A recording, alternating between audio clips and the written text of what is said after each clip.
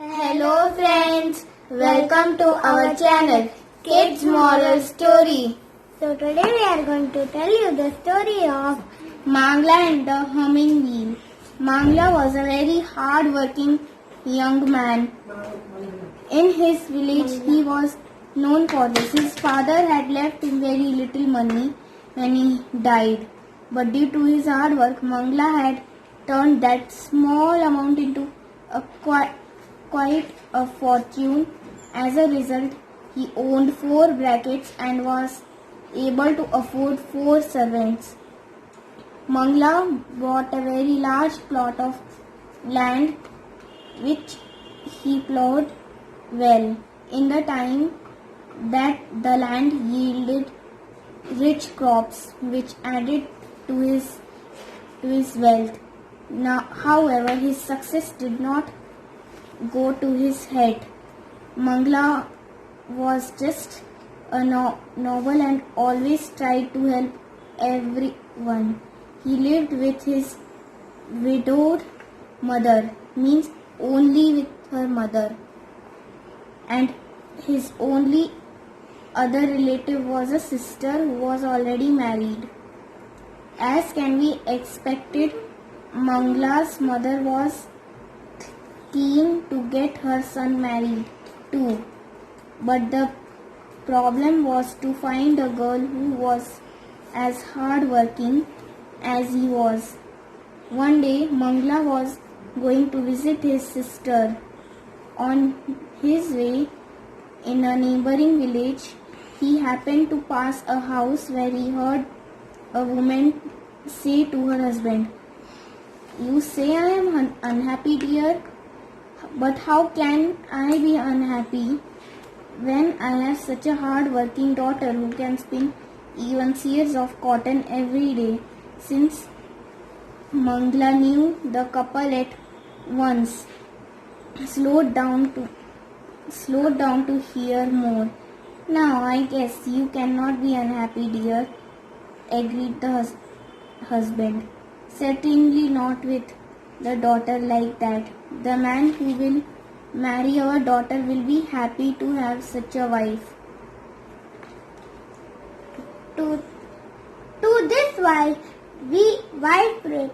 to this the wife replied, "There can be no doubt about it." Mangala waited to her no Here. Mangla waited to hear no more. It was enough to make him reach the consolation that this was a sort of girl he had been looking for. As such, informed his mother. He informed his mother. The moment he go back home, his mother contacted the couple and make soon a marriage. Marriage was arranged between Mangla and the daughter couple, whose name was Bahagi. Alas, Bahagi whistled, having a reputation for being hard-working, was very ugly. Indeed, true. Mangla was a bit disappointed about this. He did not let it to come in the way of his marriage. He carried more of inward beauty and hoped that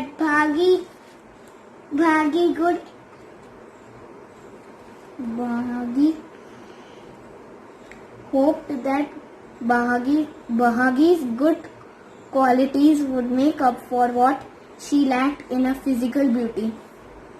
15 days after their marriage, Mangla brought a big bale of cotton. Giving it to his wife, he asked her to spin the cotton into the thread.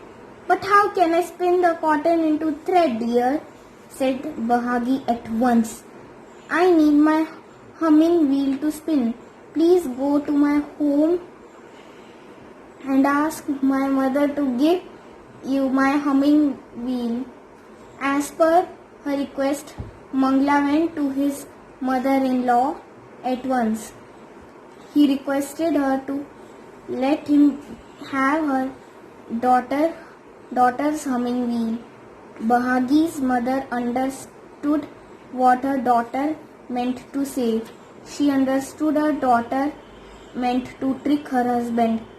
Thus she answered, "Certainly I shall give it to you, but it is very valuable.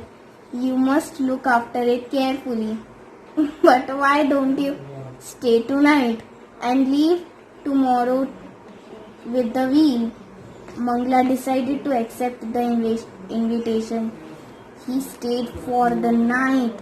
The next day, Bahagi's mother gave him a box made of cane. From the box there came a constant humming sound. "Now be careful with this box," Bahagi's mother instructed. "On no account must you open it on your way." Mangla agreed to do exactly as he was told. He carried the cane box very carefully, thinking it certainly must contain something very valuable. As he went along, he kept wondering what there could be inside the box to make that sound. When he was quite near home, he could no more check his curiosity, so he opened the box. No sooner did he do so than out flew a gun, an insect which makes a humming sound and it eats its way to it. The gun flew away. Mangla was surprised to find that the box contained nothing else of value after all, for besides the insect, all that there was in the box was little cotton and small ball of thread. Mangla, however, gathered the little insect was his wife's humming wheel. Now that it was gone, his wife would perhaps not be able to spin anymore. He was sorry for that he had foolishly done. With a terribly disturbed mind, Mangla went home. He confessed to his wife that he had done. His wife was very angry and gave him a sound scolding. Now, on account of you, he accused. I will not able to spin the cotton into thread anymore. To Apazar, Mangla said, "Well, don't worry about that, dear. Since it was my fault, you need not trouble to spin anymore from now on. I will buy a ready-made thread Instead of cotton. That way you will not have to work so hard." As it happened, this was exactly what Bhagi wanted. Fact was, she was an idle and lazy girl lazy girl, so lazy girl. who hated to work. Her parents had used the story about her spinning abilities in order to trap Mangla into marrying her, while the humming wheel had been just tricked was incapable out of spinning cotton into thread. Bhagi's mother had caught the gun and Gun. It's the name of insect. gun and put it into the box with some cotton and thread as a part of the deck. And true to this one, Mangala soon brought his wife 5 series of thread from the market. From the market. Here you are, dear, he said as he gave the thread to her. Now you can see clothes right away without trouble of having to mark thread. Make thread first. Yes, dear, answered Bhagi, but she grew worried. For truth to tell, she did not know how to weave either, since she was thinking of a way to get rid of the thread so that she would not have to weave. Now it happened in those days forests of eastern India abounded in elephants, deers and such other animals. Some of these animals grazed on the crops. So men guard their fields at night. They made temporary watchtowers and passed the night there. Yeah.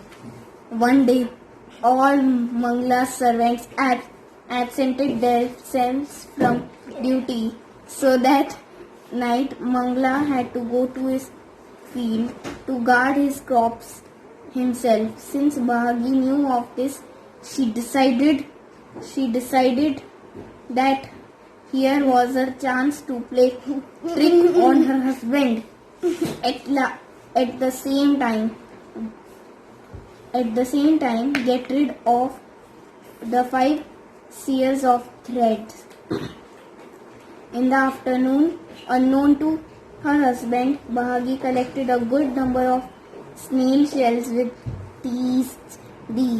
She made some garlands at midnight. When her husband was out in the field, she left her bed and dressed herself like a she demon. She put on the snail shell garlands, which produced a rattling sound. As she walked with that slyly, she left the house. As she came near her husband's watch tower, Mangla heard the rattling sound. He wondered what it was, and grew very afraid. And as the sound came nearer, he saw a strange figure approaching his watchtower. More afraid, Mangla let out a shrill cry of terror. At that, Bhagi let out a loud demonic laugh, which echoed through the field. Then, making her voice as fearful as possible, she announced, "O keeper of this field, for a long time now I have desired to eat your flesh today. Today, not today. Today you cannot escape me. All the more afraid, Mangla began to beg for his life. Oh, good demon, he cried. I am prepared to give you whatever you desire, only I beg you to spare my life.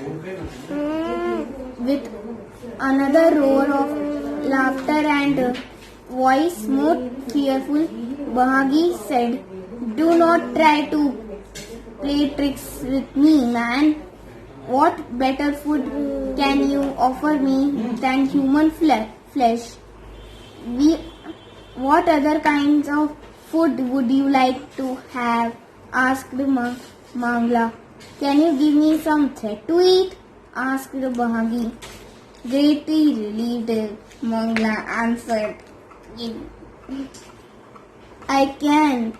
Yes, I can, good demon. Please go to my house. There inside a big earthen pot, you will find 5 sears of thread. Do go to eat it. Since that was exactly what Bahagi wanted, she let out a cry of delight and danced away. She went home, took all the thread and threw it into a deep well. The next morning, Mangla left his field and went home. At his gate, he found the earthen pot which the thread had been kept, but the pot was so empty. So Mangla decided that demon must have eaten the thread. Mangla went into the house and soon told Bahagi the story of demon and what had happened to the thread. Bahagi pretended to be very sorry at the loss of the thread. Don't worry, dear, Mangla consoled her. I will buy you all the ready-made clothes you want. You need not to spin or weave again. Bahagi was delighted to hear, though she continued to pretend to be disappointed. Dear husband, she answered, it shall be as your wish. I agree to give up my favorite hobbies of spinning and weaving for your sake.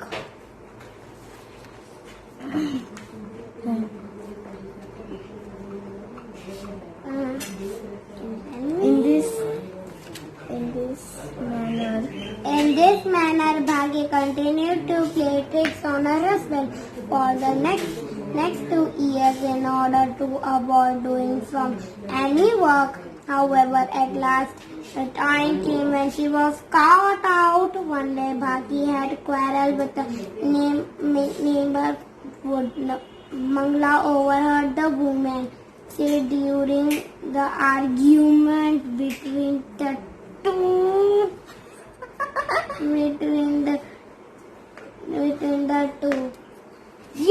Your husband Mangla is a real fool to trust you because he is so simple. He does not see through your tricks. Who else but a fool would believe that a demon can eat thread? Yuck! Can you swear that you were not the demon? You threw away all the threads in order to avoid weaving. And who has ever heard that a gun can spin threads? Only Bangla would believe such a thing. You nasty woman. You do not deserve to have such a good and innocent husband.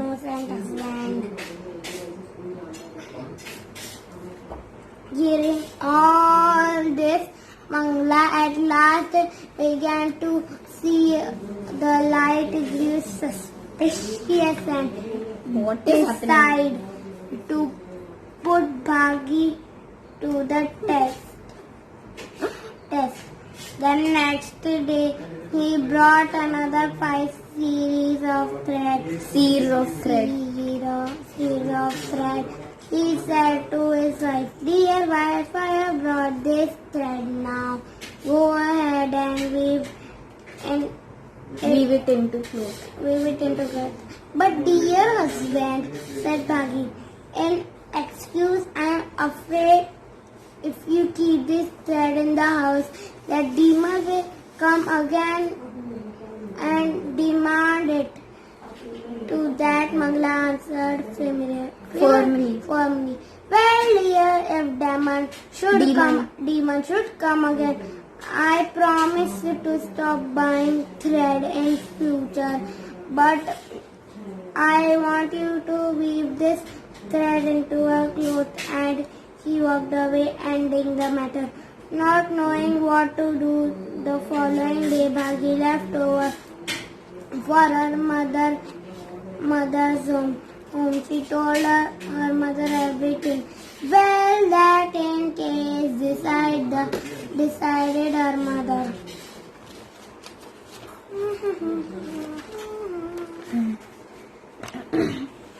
That demon will have to come again in order to teach your husband a lesson. In fact, this time there will be several demons to frighten your husband.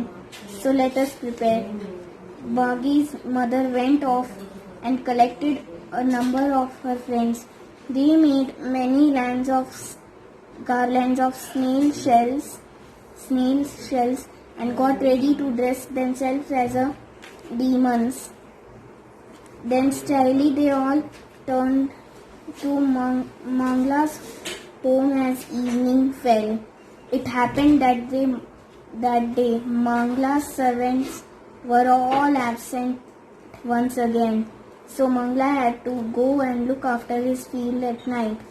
However, this time he took care of several of his friends with him. They went armed with sticks and rods, just in case the demon should appear. Then at midnight, Bhagi and her mother and her friends all dressed as demons entered the field. They rattled their garlands and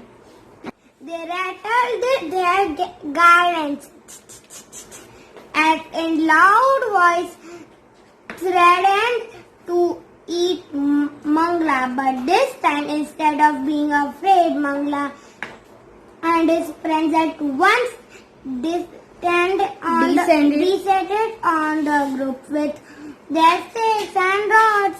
They began to give the demons a sound beating. Taken by surprise, the demons all yelled in great pain. They began to weep and beg for mercy. But the men soon bound them with rope and took them to the watchtower, where they kept them all night. In the morning, they soon found who the demon were. Bhagi and her mother were shamefaced. Bhagi at once fell at her husband's feet and begged his pardon. She promised to reform and not play any more tricks on him. Since Mangla was a good man, he forgave her, and in time Bhagi became the honest, hard-working woman, and Mangla lived happily. She and Mangla